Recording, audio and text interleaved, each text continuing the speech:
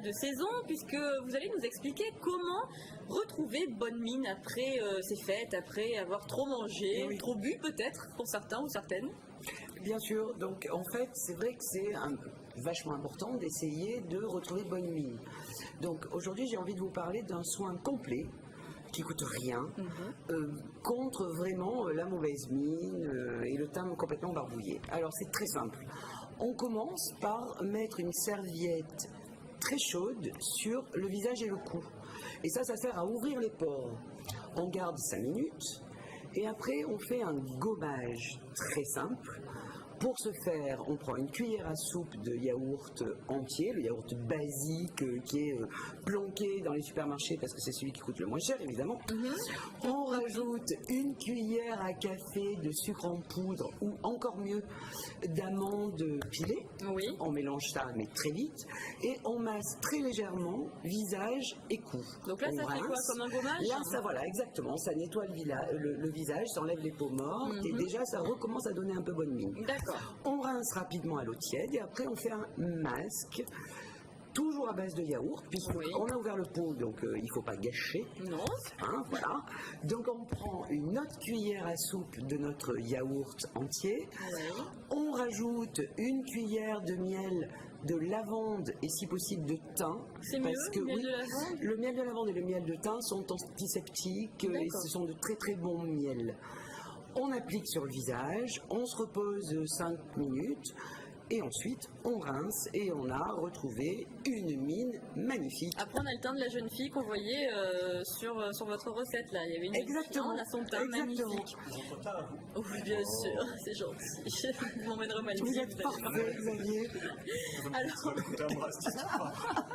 on va parler de teint, mais pas le même teint, ça s'écrit pas pareil. Donc le teint T-H-Y-M, parce qu'on va parler de sirop de thym. Oui, absolument. C'est-à-dire que là on entend partout que l'épidémie de grippe arrive, les rhumes aussi.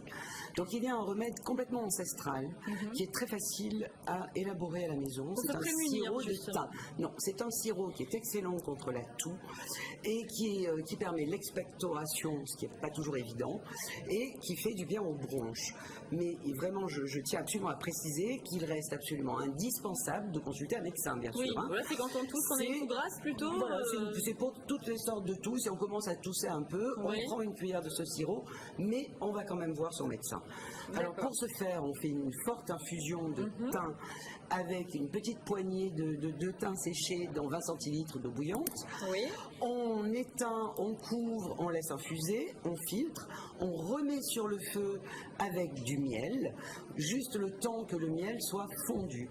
On éteint, on laisse refroidir et on conserve en bouteille bien bouchée au réfrigérateur bien évidemment. D'accord. Et c'est une très très vieille recette qui a fait ses preuves depuis très longtemps. C'est vrai qu'on tousse beaucoup l'hiver, donc voilà. Ma foi, ça agit sur la digestion aussi.